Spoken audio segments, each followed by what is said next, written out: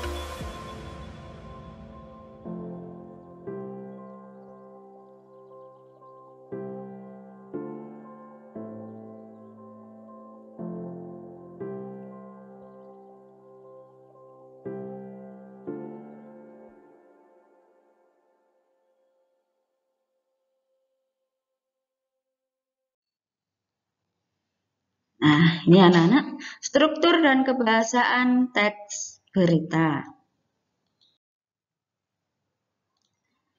Nah, apa saja struktur dari sebuah teks berita? Yang pertama, strukturnya adalah orientasi berita atau kepala berita, yaitu berisi pembuka dari berbagai peristiwa yang diberitakan di dalam teks tersebut. Struktur yang kedua adalah peristiwa atau tubuh berita, yaitu berisi tentang proses kejadian dari awal sampai akhir berdasarkan peristiwa yang terjadi serta dijelaskan berdasarkan fakta yang ada. Jadi, fakta-fakta di dalam teks berita ada di dalam tubuh berita atau peristiwa. Dan yang terakhir, struktur teks berita adalah sumber berita atau ekor berita, yaitu asal sumber berita tersebut muncul. Tapi sumber berita tidak selalu ditulis di akhir atau di bagian akhir berita. Ada berita-berita yang menyebutkan sumber di akhir teks berita, tapi ada juga yang tidak menyebutkan sumbernya. Jadi struktur teks berita itu ada 3 anak-anak, yaitu struktur orientasi berita atau kepala berita, yang kedua adalah peristiwa atau tubuh berita, dan yang terakhir adalah sumber berita atau ekor berita. Berikutnya, Budiah berikan contoh. Contoh teks berita beserta strukturnya. Budiah bacakan. Ini ada teks berita dengan judul Tabrakan beruntun terjadi di Bundaran HI, Jakarta. Tabrakan beruntun terjadi di Bundaran Hotel Indonesia yang mengarah ke Jalan Jenderal Sudirman, Jakarta Pusat, Selasa malam 6 September. 4 mobil terlibat dalam peristiwa tersebut. Nah, di sebelahnya itu anak-anak ada keterangan di dalam kurung bahwa paragraf itu merupakan struktur orientasi atau pembuka. Ya, yang berwarna merah itu adalah struktur orientasi. Kita lanjutkan ke teks yang berwarna hijau. Kejadian naas ini dituturkan oleh Amalia, warga yang melintas di jalur tersebut pada pukul 19:23 waktu Indonesia Barat. Menurut Amalia, 4 mobil yang terlibat dalam kecelakaan tersebut mengalami kerusakan parah. Bahkan ban salah satu mobil sampai terlepas. Terjadi tabrakan beruntun di Bundaran HI arah Sudirman. 4 mobil rusak parah, 1 mobil sampai lepas ban, tulis Amalia dalam akun Twitternya. Selasa, kecelakaan ini sudah mendapat penanganan darurat dari Kepolisian Metro Jaya, namun belum ada kepastian mengenai korban jiwa. Dan seterusnya. Itu merupakan struktur peristiwa atau tubuh berita. Jadi, teks yang berwarna hijau itu adalah masuk ke dalam struktur tubuh berita atau peristiwa. Dan yang terakhir, teks yang berwarna biru, sumbernya adalah Kompas Senin 10 Februari 2019. Ini adalah ekor berita atau sumber beritanya. Bisa dipelajari kembali nanti anak-anak, ya. Bagaimana isi dari orientasi berita, peristiwa atau tubuh berita, dan sumber berita. Silakan dicermati sehingga nanti ketika menjumpai teks berita kalian sudah tahu. Oh, ini yang dimaksud orientasi atau struktur orientasi. Ini yang dimaksud dengan struktur peristiwa atau tubuh berita atau sumber berita. Seperti itu. Nah, setelah kita mempelajari struktur berita yang ada 3 tadi, kita lanjutkan ke kaidah kebahasaan teks berita. Kaidah kebahasaan teks berita yang pertama yaitu bahwa teks berita mengandung verba transitif. Verba transitif merupakan verba yang dapat diubah ke dalam bentuk pasif atau aktif. Sebagai contoh, misalnya ada verba menjawab. Nah, verba menjawab itu merupakan verba transitif. Verba ini bisa dirubah menjadi bentuk pasif, yaitu dijawab. Nah, kebalikannya, verba pasif dengan kata dijawab tadi merupakan verba intransitif. Jadi berpasangan anak-anak, ada verba transitif dan ada verba intransitif. Verba transitif adalah verba yang dapat diubah dari bentuk, maksud saya, merupakan verba yang dapat diubah ke bentuk pasif. Contohnya tadi menjawab menjadi dijawab, menyapu disapu, dan sebagainya. Itu untuk kaidah kebahasaan teks berita yang pertama.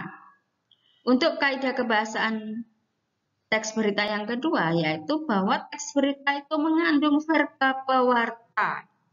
Verba pewarta adalah verba yang mengindikasikan suatu percakapan.